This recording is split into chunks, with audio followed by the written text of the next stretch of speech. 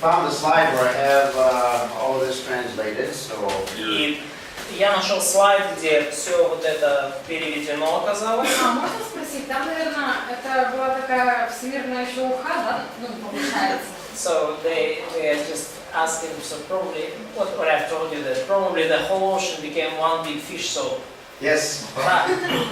Получается, оно что-то, тогда рыбы не выжили, как это? So probably fish don't have to survive in such circumstances. Well, not all the fish died. Not all the fish were Я думаю, что не вся рыба умерла. Не вся сварилась, а было Yeah. вкусно. Yeah. It didn't heat up the water as much as you might think. Ну, то есть вода не нагрелась настолько, ну, насколько вы можете подумать. But it did increase the temperature of the water. Но температура воды все равно увеличилась. That would produce some effects after the flood. И We'll talk about that. это привело к определенным последствиям после потопа. Я поговорю об этом позже. Yeah.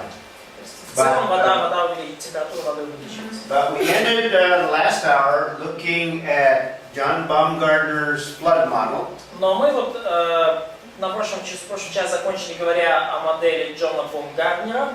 So you can see from the steam we would have a lot of effects. И вы видите, что вот этот пар привел ко множеству эффектов. So in the flood we have the fountains of the deep, probably describing volcanic. И во время потопа у нас есть источники великой бездны, скорее всего, подразумевающие вулканические массы лавы. That intense steam would produce a storm for 40 days and 40 nights, continuous. И из этого выброса лавы произошел также массивный выброс пара, приведший к 40 дням дождя. But notice, Vitaly, notice what it says in verse 24. Но обратите внимание, Виталик, что сказано в стихе 24? Read verse 24 of chapter 7. 7 глава, стих 24. Потоп набирал силу на земле 150 дней.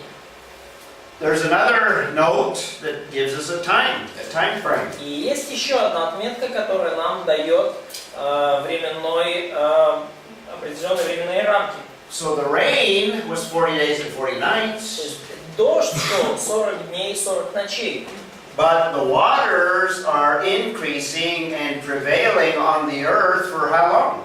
Но уровень воды на земле увеличивался еще сколько? 150 days. Yeah, 150-day waters on the surface of the earth. То есть вот 150 дней воды на поверхности земли. But notice also, Oksana, do you want to read verse 5? Но, Оксана, прочитай, пожалуйста, стих 5, chapter 7, yes? Of chapter 8. 8 глава, стих 5. Verse 5, chapter 8. И постійна вода спада аж до 10-го місяця, а першого дня 10-го місяця завиднілися людські вершини. So we have another note of time where the tops of the mountains can be seen now. И мы видим другую временную отметку, где теперь уже видны верхушки гор. Now this is after chapter 7, verse 19. Galia, look at that one. Read 19. И это уже после 7 главы 19 стиха. Прочитай, пожалуйста, chapter 7, verse 19, yes? 7:19. 7:19, прочитай, пожалуйста. І дуже-дуже вода на землі прибула, і покрилися всі гори високі, що під небом усі. Okay, so all of the mountains are covered.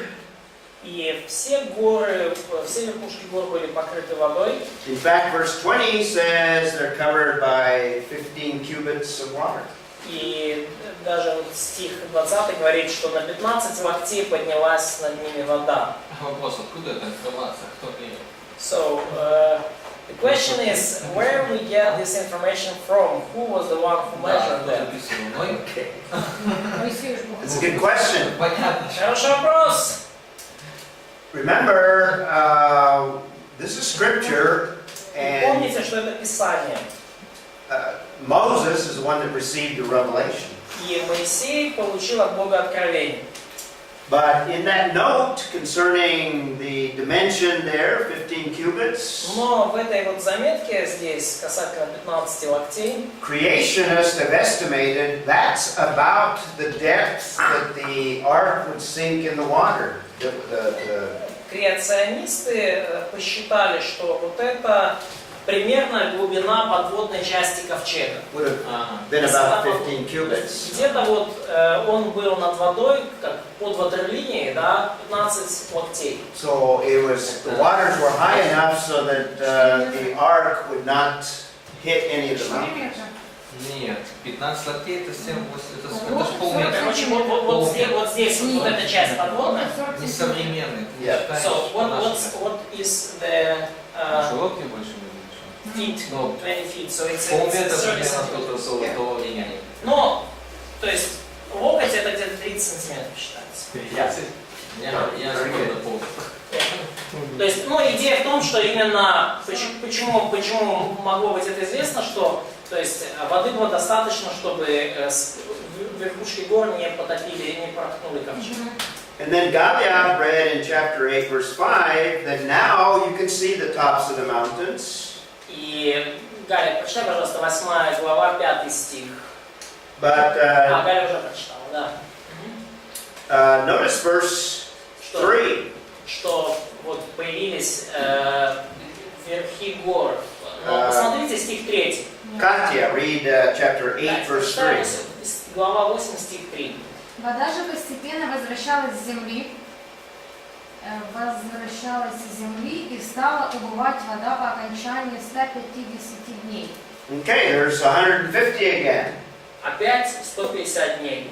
Is that the same 150 as what we had in chapter 7? Те же ли это 150 дней, которых мы читали в конце 7 главы? Probably not. Probably not. Да, Скорее всего. те же самые. No. The same. Chapter 7 is the increase of the waters. Глава 7, 24 стих говорит об увеличении воды. Вода же Chapter усилилась 8, 150 дней. chapter 8, very good, Oksana, is the decreasing of the waters. Глава 8 говорит об убывании воды. So we have another 150 days. То есть у нас есть еще 150 дней. Не, подождите, но сказано по окончании 150 дней. Никаких, то есть вот эти 150 дней, когда вода усиливалась, вот они закончились, и вода начала убывать. So it's written at the end of the 150 days the water had gone down. So it seems reasonable to assume that after 150 days of increasing water started to decrease. After, yeah. For another 150 days. Был шторм 150 дней. But it's not clear from text. Well, no, it is clear in verse 3, 150 days, the water decreased. То есть по окончании 150 дней стала убывать вода. And in chapter 7, verse 24, the waters prevailed upon the earth. Ну а 150 days. в 7:24 вода же усиливалась. Так, We're going to have another time note that puts it all together for us. мы сделаем еще одну, мы добавим сейчас еще одну заметку касательно времени, которая все собирает вместе. When you come to the end, you find out that we have another date that ends up with 377 days that Noah was on the ark. И когда, то есть, есть еще одна дата, указывающая на то, что Ной находился в ковчеге 377 дней. Now we have 7 extra days. То есть есть еще 7 дополнительных дат. The numbers in the text indicate that the flood lasted 370 days. То есть числа в ковчеге пока указывают нам на то, что сам потоп длился 370 дней. But if you look at the beginning of chapter 7, Noah and his family went on the ark 7 days before the flood started. Но если вы посмотрите на начало 7 главы, то мы увидим, что Ной и семья зашли в ковчег за 7 дней до начала потопа. Вот зачем? 7 глава, 10 стих. Через 7 дней воды потопа пришли на землю. The question why? Не, подождите, там где-то только Slick dress. Yeah, text doesn't give us an answer, Текст не дает ответа на твой вопрос. but it does give us a chronology. Но для нас он дает хронологию. So this number, 377, is the number of days from when Noah entered onto the ark, Noah and his family, to the day that they got off of the ark. И вот это количество дней, это столько времени прошло от момента вхождения Ноя с семьей в ковчег до момента их выхода из Okay, ковчега. let's put it on a timeline so you can see it visually. И давайте поместим это на временную шкалу, то есть вы все So это let's увидите. put all these little details on the То timeline, есть поместим все эти маленькие детали на временную шкалу. and we'll see from this arrow to this arrow will be И 377. вот вот между этими двумя стрелками 377 дней. Okay? So this is when Noah and his family got onto the ark. Вот это точка входа Моисея с семьей в ковчег. And that would be, Можно еще? notice in verse 4, Обратите внимание, стих 4. it says, After 7 more days I will send rain on the earth 40 days and 40 nights. Бог говорит Ноя, что через 7 дней я буду изливать дождь на землю 40 дней и 40 ночей. So Noah and his family enter the ark. То есть Ной с семьей вошли в ковчег, 7 days the flood begins, через 7 дней начался потоп. and that's the extra 7 days there. И вот, то есть таким образом дополнительных 7 дней оттуда взялись. And on our timeline, from this point to this point is the 40 days of rain. И вот на нашей временной шкале, вот с точки начала потопа, вот, и там и дальше 40 дней дождей. That's chapter 7, verse 12. Это 7 глава, 12 стих. And then chapter 7, verse 24, we have the 150 days. И вот в 7 глава, 24 стих мы видим еще 150 дней. And then in chapter 8, И далее, в 8 главе, let's see, we have the tops of the mountains. Is that what I say? verse 5 probably. Is that, Yeah. that's what we have here, 5. right? Yeah. Yeah, they're able to see the tops of the mountains, То verse есть, 5. в 8 главе, 5 стих, мы видим здесь горные вершины. And now we have the sending of the ravens in the text. И следующее событие мы видим, что ворона выпустили. We have another time note in there. Там тоже есть такая временная отметка. And we also have the 40 дней. По прошествии 40 дней. the opening of the cover. И также мы видим следующая временная отметка. Это открытие вершин. And then the last arrow is they depart from the ark or disembark from the ark. И последняя точка – это уже их выход из ковчега. And we have in chapter 8, verse 13. И в 8 главе, в 13 стихе, Sergey, why don't you read 8:13? мы вот, прочитай, пожалуйста, Сергей, 8 глава, 13 стих. В 601 году жизни Ноя, от первого дня первого месяца, иссякла вся вода на земле.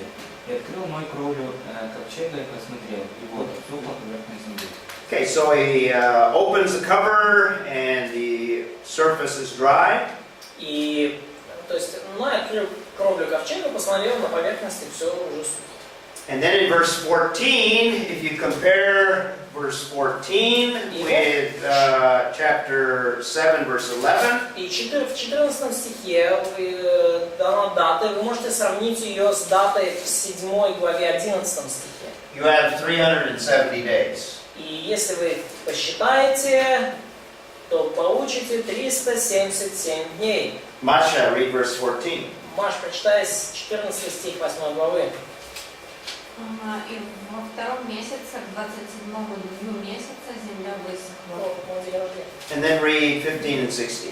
И прочитай, пожалуйста, 15 и 16. И сказал Бог Ною: выйди из ковчега ты, и жена твоя, и сыновья твои, и жены сынов твоих с тобой. So we have a specific date for the beginning of the flood, И у нас есть таким образом конкретная дата для начала потопа specific date when they leave. и конкретная дата для их выхода из ковчега. And the total is 370 days. И вместе это 377 дней. So the year is 360. 360. Mhm. Если год считается за 360 дней. Okay, so there's your chronology. Это вот такая хронология. So that brings us back to our categories that tell us that the flood is universal. И вот это нас возвращает снова к нашим пунктам, категориям, когда мы говорили, что потоп был всемирным.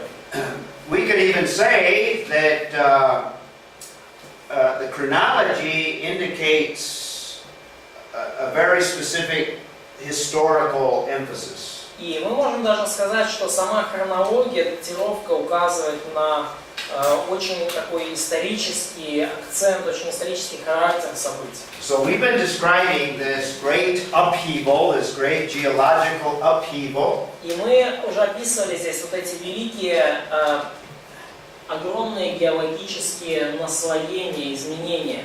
An upheaval that involved volcanic action from the north to the south pole, И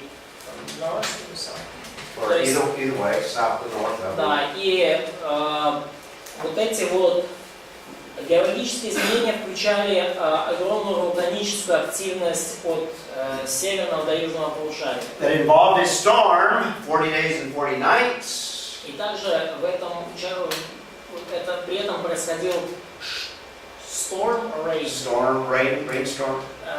Происходил дождь и штормы 40 дней, 40 ночей. Involved also flood waters prevailing 150 days. И также воды потопа, которые пребывали 150 дней. And those waters are not just standing still. A lot of those waters would be moving rapidly. И эти воды не просто стояли на месте, эти воды еще и перемещались очень быстро. Tsunamis of a size that the earth has never seen before, Цунами были таких or after. размеров, которые Земля не видела ни до, ни после того. That argues for a universal flood.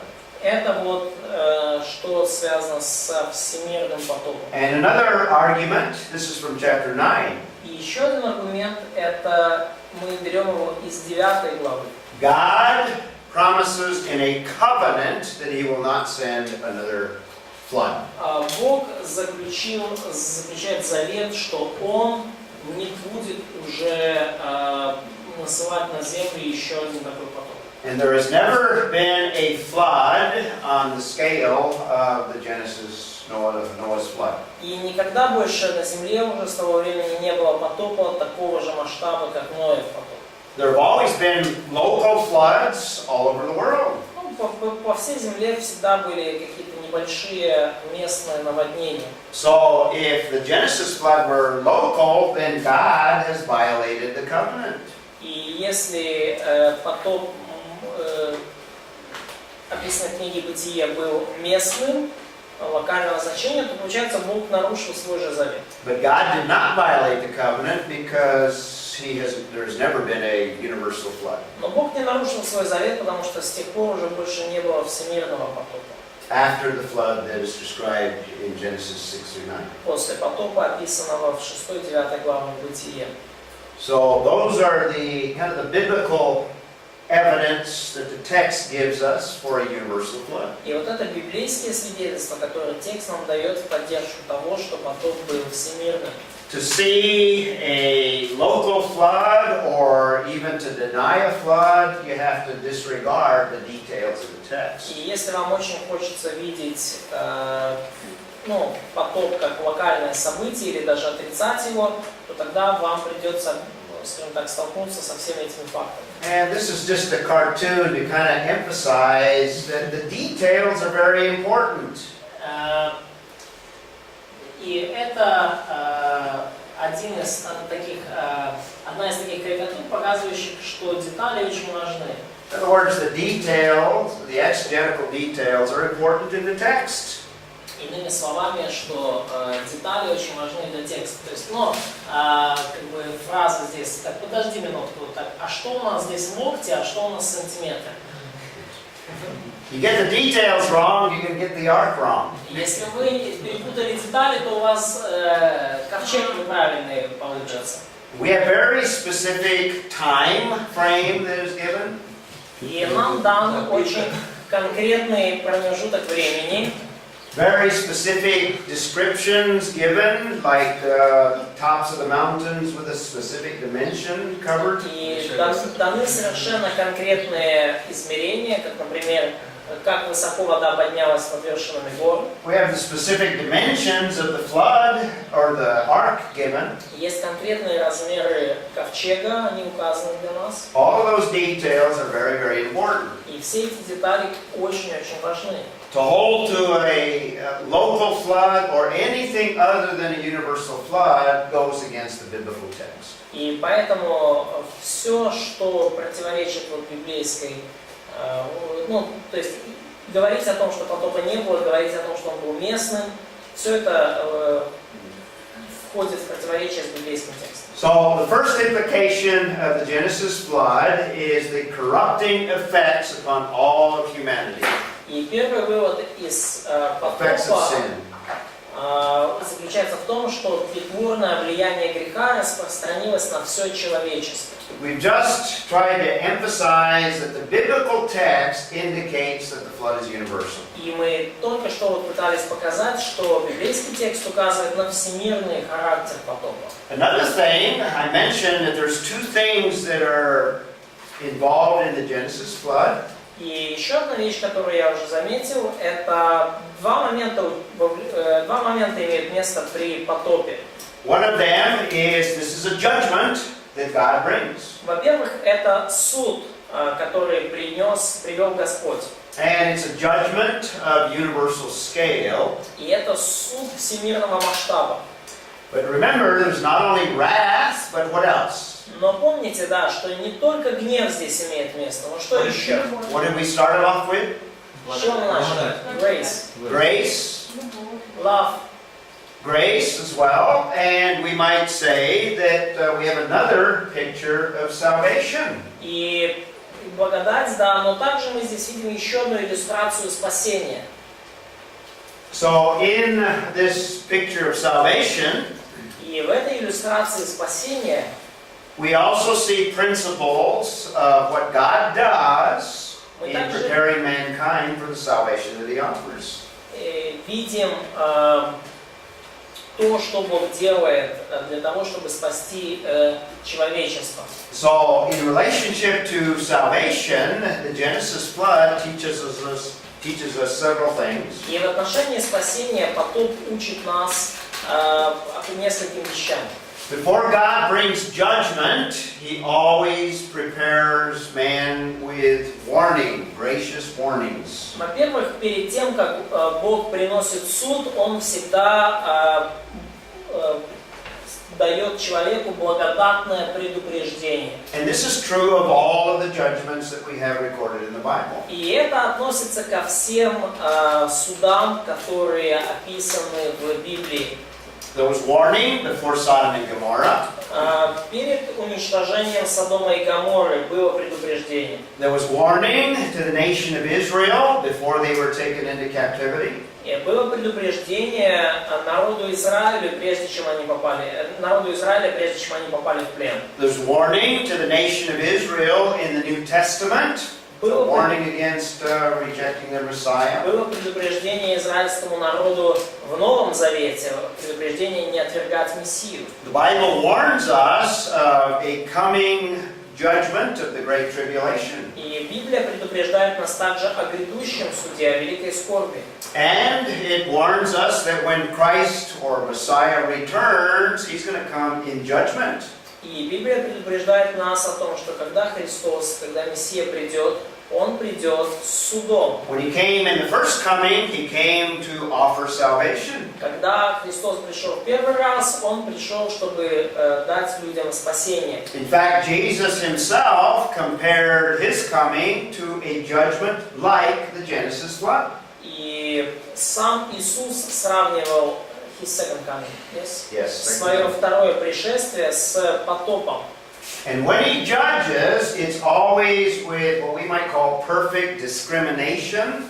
И когда Бог совершает суд, то мы можем назвать это всегда совершенным или полным отделением. God can always protect those that he has chosen to save.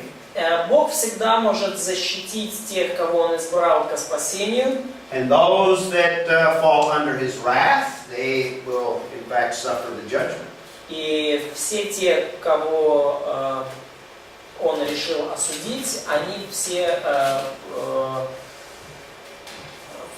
переживут вот этот суд, они все подвергнутся суду. So that's also true that you can trace through the history of God's judgment. И это также та истина, которую вы можете проследить на протяжении всех судов, совершаемых Богом. When Jesus returns, those that don't know him will in fact suffer judgment. None of them will escape. И когда Иисус вернется, то все те, кто останется на земле, они переживут суд, никто не избежит его. Those that have trusted in him, he will in fact preserve. Но тех, кто доверился ему, конечно же, он сбережет. So the flood illustrates that principle. Потоп указывает нам на этот принцип. Thirdly, when God offers salvation, there's only one way. И в-третьих, когда Бог предлагает спасение, то есть только один путь. The flood emphasizes the one way is only by being on the ark. Один путь спасения.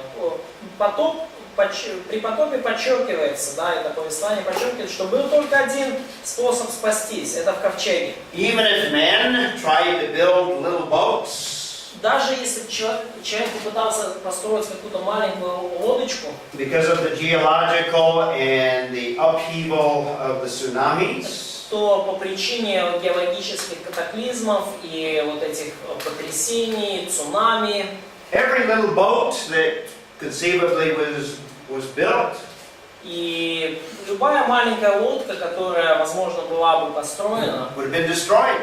она была бы просто уничтожена. The only way of salvation is by getting on the ark. Единственным путем спасения было попасть в ковчег. The only way to please God is in the way that God has specified. И единственный способ угодить Богу – это угождать Богу согласно тем путем, который Бог конкретно обозначил. In the New Testament, the only name under heaven by which men may be saved is Jesus. В Новом Завете единственное имя, которым человек может спастись, это Иисус. Salvation is only in Christ. Спасение только в Христе. Just as the flood illustrates that salvation was only for those that got on the ark. И как и мы видели это в описании потопа, спасение было лишь для тех, кто находился в ковчеге. Another principle that's illustrated is God ultimately involves all of the creation in His salvation. И что еще мы видим в этом описании потопа, что Бог все творение включает, Бог спасает все свое творение. Спасение включено в все творение. So just as the flood is universal and destroyed all of the earth, Точно так же, как потоп был всемирным и уничтожил все, что было на земле, including all of the animals, включая всех животных. God makes provision to save some of the animals. Бог также позаботился о том, чтобы спасти некоторых животных. And ultimately, when God restores all things, all of the creation will be restored. И в итоге, когда Бог восстановит все, что есть на земле, все творение будет восстановлено. So salvation and judgment involves all of the creation, not just man. И спасение, и суд, они включают все творение, не только человека. And just like we saw in Genesis 3, salvation is by faith. И как мы видели это уже в Бытии 3 главе, спасение приобретается только по вере. Salvation is only for those that believe that God meant what He said. И спасение получают лишь те, кто поверил в то, что Бог именно то имел в виду, что сказал. So Noah and his family expressed faith by getting on the ark. И Ной и его семья проявили веру тем, что вошли в ковчег. So that is an implication of the Genesis flood, the salvation picture. Это применение вот этой истории о потопе как иллюстрации спасения. We have another implication of the Genesis flood. И также у нас есть другие выводы из потопа. We looked at the biblical description of the flood. И мы уже видели библейское описание потопа. And unless you really abuse the biblical text, it describes a universal flood. И если вы только не искажаете всеми силами библейский текст, вы согласитесь с тем, что потоп описан там всемирный потоп. Now let's take a look and see if science supports the idea of a universal Но давайте flood. посмотрим, подтверждает ли наука идею всемирного потопа. And what we want to observe is what interpretation of the geological layers is the more accurate description. И мы посмотрим, какое из толкований, объяснений вот этих географических слоев является наиболее аккуратным и достоверным. The geological layers, along with the fossils within those layers, И геологические слои вместе с ископаемыми в этих слоях, that's the data of something happening in the past. вот это данные, которые которые являются следами чего-то, происшедшего в прошлом. So we ask the question, what produced these layers that you can observe in the Grand Canyon? И мы задаем себе вопрос, откуда же появились эти слои, которые мы наблюдаем в Великом каньоне, например. And by the way, there are layers all over the face of the earth. Ну и, кстати, подобные слои есть по всему лицу Земли. So the question, what produced all of those layers that exist in every continent? Ну, вопрос в том, да, что же привело к появлению вот этого слоеного торта по всей Земле. If you were to dig down here in Ukraine, Если вы копнете глубоко, сделаете, раскоп здесь, в Украине, if you would dig down about 1.5 kilometers, где-то на километра на 1,5 копнете вглубь, если, you would see some of the same layers or similar layers, то вы увидите примерно похожие слои.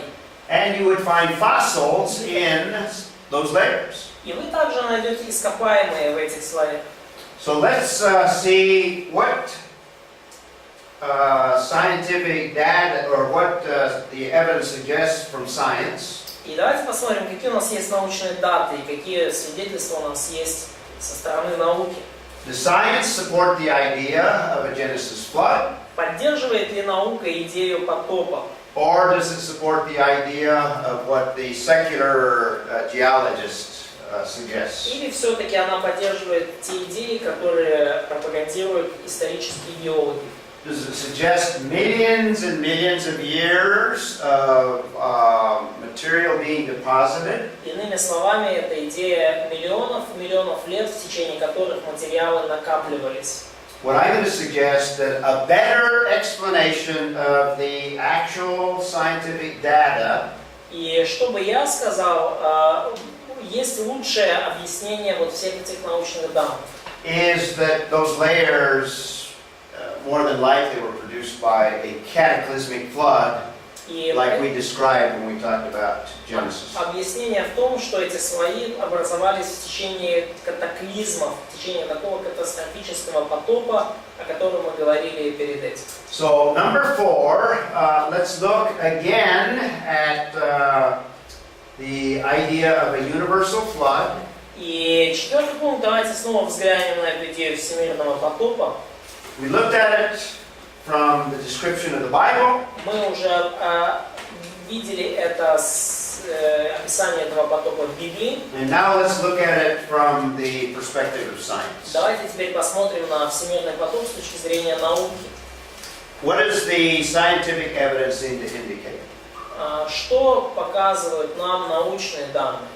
Now, I use this slide when I teach younger students sometimes very young students. И я этот слайд использую, когда преподаю студентам младше вас, иногда намного младше. And even kids realize that if you have a little bit of water, it can erode over long periods of time and produce like a canyon. A little bit of water over a long period of time. И если вы, и даже дети понимают, что если у вас есть немного воды, то в течение большого количества времени она может erode, you mean, so Erode, yeah. destruct that stone. Right, move the soil. Да, то есть эта вода может размыть почву определенным образом, что получится вот, ну, каньон. In other words, you have the ground here. То есть, иными словами, вот у вас есть земля, почва. With water, you have a little bit of erosion, a little more, a little more. Ну и у вас есть, so it's kind of, yeah, water, river. River water, Ну, yeah. например, у вас тут речка течет, и она со временем все, что вокруг нее, она размывает. Little water, long period of time. То есть много воды, немножко воды в течение большого количества времени, и вот уже, ну как берега реки, да? То есть размытые. Yeah. Or you can get the same effect with a lot of water over a short period of time. Но также такой же эффект можно получить, когда у вас много воды в течение малого количества времени. Short period of time, same canyon. То есть такой же каньон может получиться, если да, много воды и мало времени. So to simplify the difference in understanding the physical evidence, То есть вот это вот упрощает немножко те трудности, которые мы испытываем при понимании физических свидетельств. the historical geologist says that the canyon, like the Grand Canyon, was carved out over a long period of time. И геологи, вот, ну, особенно подразделения исторической геологии, они утверждают, что каньоны, подобные Великому каньону, образовывались в течение долгого времени. The historical geologist says, first of all, these layers were laid down over long periods of time. И исторические геологи говорят, что, во-первых, эти слои появлялись в течение долгого времени. And the flood model that we're describing А та модель потопа, которую мы описываем, is that these layers were laid down by the Genesis flood она заключается в том, что эти слои были уложены потопом. over short period of time, within that year time frame, В about a year. течение короткого времени, в течение этого года, когда длился потоп. And as the after effects of the flood, we have a large amount of water carving out in a short period of time canyons, like a Grand Canyon. И как последствия потопа мы видим вот эти вот большие массы воды, которые, вот, скажем так, продолбили или оставили вот эти вот, короче говоря, которые проложили такой вот каньон, подобный большому каньону. So when you go to the Grand Canyon and you look in there, То есть если вы вот попадаете в большой Великий каньон и смотрите там, you can, well, I guess I can do that. You can see the layers. то вы можете видеть вот эти слои здесь. The question is, did a little bit of water do all that over long time or lots of water over short time? Но вопрос в том, получились ли эти слои в итоге действия малого количества воды в течение долгого времени или большого количества воды в течение малого времени. I think the scientific evidence favors this view. И мне кажется, что научные свидетельства дают больше уверенности вот во втором варианте, этом взгляде. So let's take a look at that evidence in the time that we have. На эти свидетельства в течение того времени, которое у нас осталось. And we probably won't finish, but we can continue Мы, tomorrow. скорее всего, не закончим, но завтра уже продолжим.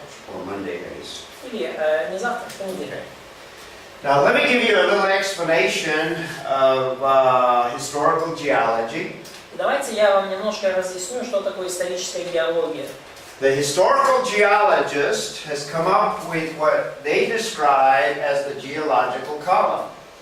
Исторические геологи выработали вот такую шкалу, они называют ее геологической шкалой. Which you can find in most geology books. Вы можете ее найти во многих книгах по геологии. Is a chart of those geological layers, a chart like this, Вы можете увидеть вот такие вот, такую таблицу геологических слоев, where they have the different layers represented in a chart form. и они вот различные слои вот указывают, представляют на вот этой вот таблице. So in a textbook, it'll present what's called the geological column. Ну и вот в текстах, в книгах эту шкалу называют геологической шкалой. But you need to keep in mind a few things when you look at it in a book. Но вам нужно кое-что держать, иметь в виду, когда вы смотрите на такую шкалу. The first thing to note is that this chart is theoretical.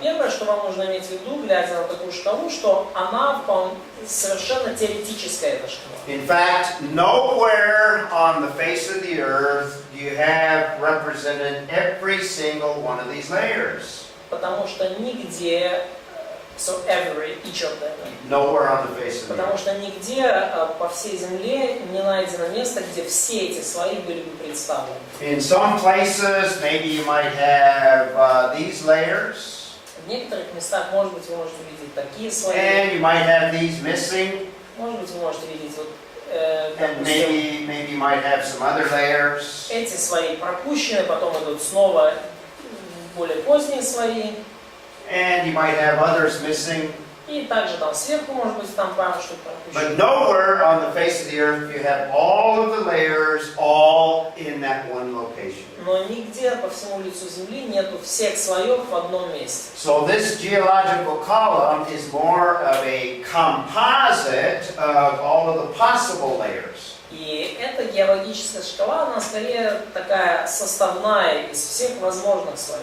And it's theoretical. И она теоретическая. Now that same creationist that I talked about earlier by the name of Wood-Morapi, И вот тот же креационист, о котором я говорил раньше, Вуд-Мораpi, I'm going to give you the results of some of his research on the geological column. и я приведу вам результаты его некоторых исследований касательно геологической шкалы. He also produced a computer model Он также создал компьютерную модель, that evaluated the layers as they exist in reality all over the world. который оценивает вот эти слои, существующие реально по всему миру. Now, to simplify the computer calculations, И для того, чтобы упростить компьютерные расчеты, he grouped all of these into one group. он сгруппировал все вот эти слои в одну группу. And I don't remember, but he combined a couple of these others. Maybe, I don't remember which ones, but possibly these. И я не помню точно, но насколько я знаю, что он сгруппировал также некоторые из этих слоев. And maybe he combined these. I can't remember which ones he Я combined. не помню точно, какие именно слои он совместил. But he came up with 10 layers. This was one of them. Но он в итоге выдвинул идею 10 слоев, и это был один из них. And he ran his computer model. И он запустил вот эту компьютерную модель. And I'll show you some of the results of that. И я покажу вам кое-какие результаты. But to begin with, the chart has a lot of problems. Но просто для начала, эта таблица, у нее есть много недостатков. For one, it's based on evolution. Во-первых, первый недостаток, она основана на эволюционной теории. So it assumes that evolution is true, И подразумевается при этом, что эволюция верна. and depending on which fossils are found in the layers, И в зависимости от того, какое ископаемое вы находите в том или ином слое, for example, I'm going to talk a lot about this Cambrian layer. ну, например, я много буду говорить о кембрийском слое.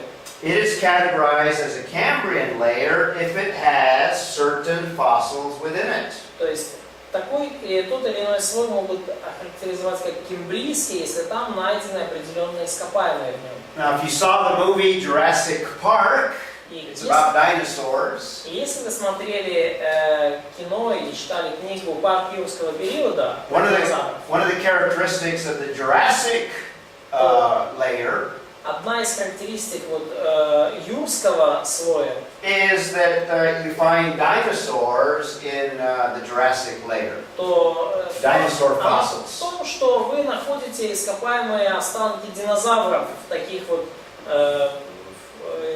слоях юрском слое. So it's based on evolutionary thinking. То есть эта таблица основана на эволюционном мышлении. It's also based on the assumption of long periods of time. И также она основана на предположении об очень долгом, длительном периоде времени, долгом сроке. For example, in this column, these numbers Например, вот в этой колонке вот эти числа represent how long they estimate each of these layers took to form.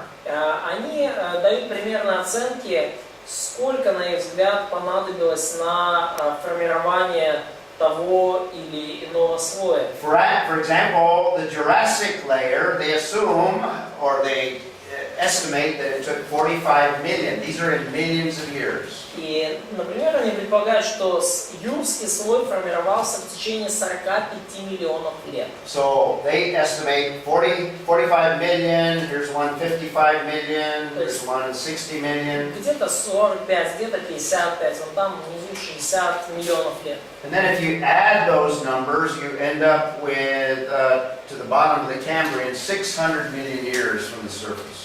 И если вы суммируете все эти числа, то вот где-то перед включая кембрийский период, там 600 миллионов лет. So it assumes evolution over long periods of time. То есть подразумевается эволюция в течение очень долгого периода времени. But there are several problems. Но есть несколько проблем. I've already mentioned that it is theoretical. It's a theoretical chart. И опять же, я упомянул, это таблица теоретическая.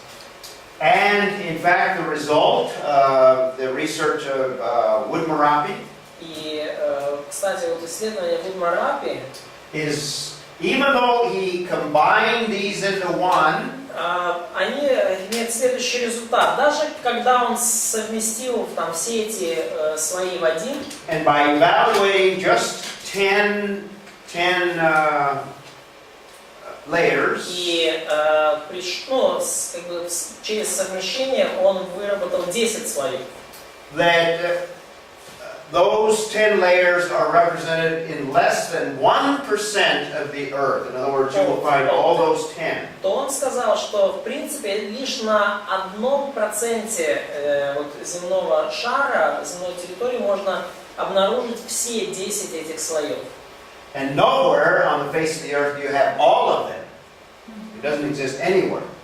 So Only less than 1% of the 10. All of 10 of them. Да, и вообще нету ни одного места на Земле, где вы можете все эти слои где найти. So we have 16 layers, so we combine these and combine some others. То есть вот 16 слоев, мы одни объединили с другими, как там. And let me give you an example of one of the charts that he produces that shows that less than 1%. И вот я покажу вам одну из его таблиц, которую он создал, чтобы показать, что менее 1% Земли содержится. The dark represents the places where you don't have all 10.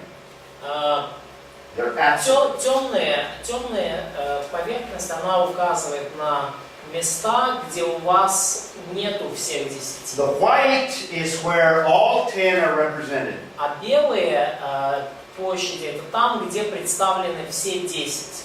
And as you can see, И как вы можете видеть, all of the United States and North America is dark. все Соединенные Штаты и вся Северная Америка. And there's only a small little piece where you have all 10 in Cuba. И есть маленький кусочек земли, где вы можете наблюдать все 10 слоев. And there's only a real small place in the Andes where you have all 10.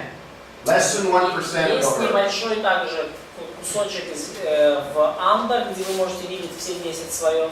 And in the Himalayas, you have represented in some В places. Гималаях в некоторых местах можно видеть. And there's a small portion in Poland. И есть небольшой кусочек в Польше. The total is less than 1%. Всего это менее 1% территории Земли. So that indicates that it's theoretical, obviously. И это нам указывает на то, что вот эта табличка, очевидно, теоретическая. Now, I've already mentioned that evolution is assumed. И я уже упомянул то, что в этой табличке предполагается верность эволюционной теории. Now, on another chart, he shows that 60% of the Earth is represented by less than 5 layers. И на другой таблице он показывает, что 66% Земли, на ней представлены менее 5 слоев. In other words, 2/3 of the Earth, most of the chart is missing. You only have less than 5 of the layers. Иными словами, практически 2/3 Земли у вас эта таблица, она, то есть в ней пропущены слои, там меньше 5 слоев. Now, he also has charts that are the result of his research И также у него на эту тему есть отдельная таблица, that show where on the Earth you have maybe one particular layer. и он показывает, в каких точках Земли у вас есть, может быть, даже один конкретный And what слой. I've included here is the chart that includes just the Cambrian layer. И что я вот здесь в таблице, где он показывает, где расположен только кембрийский слой. And again, where there's no Cambrian is the dark. The dark is no Cambrian layer.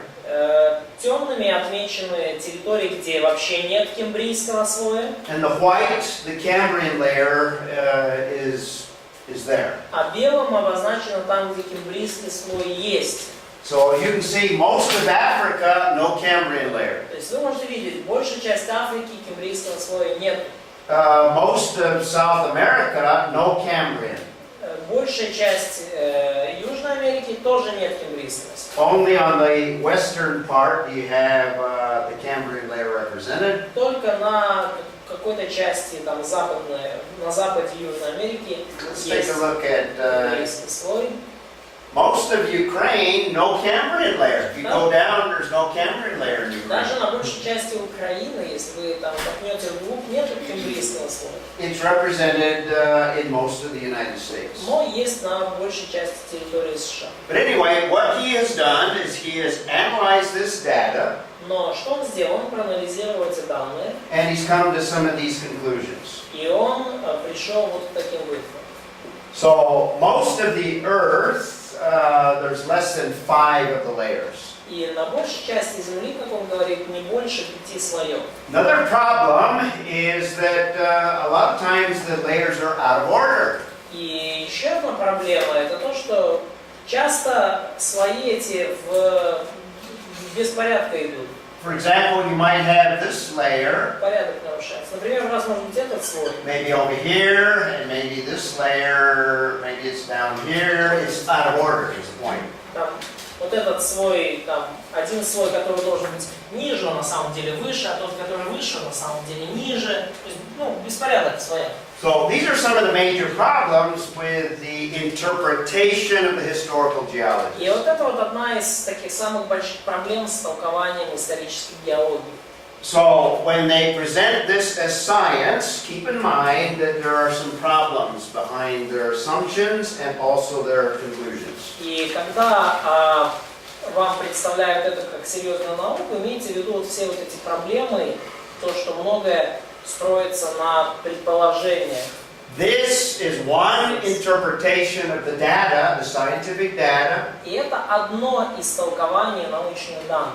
or the traces of the events that formed those layers. Или одно из толкований вот тех следов от событий, которые эти слои сформировали. Let me conclude with a chart that kind of shows the difference and why there's a difference in interpreting the data. И разрешите мне закончить таблицей, которая показывает вот эти данные и причину их различного толкования этих данных. Your worldview, or the presuppositions that you begin with, Ваш образ, ваше мировоззрение, те предпосылки, с которых вы начинаете. remember the glasses that I illustrated? Remember when you look at the world? Помните, вот я использую эту иллюстрацию очков, то, как вы смотрите на мир.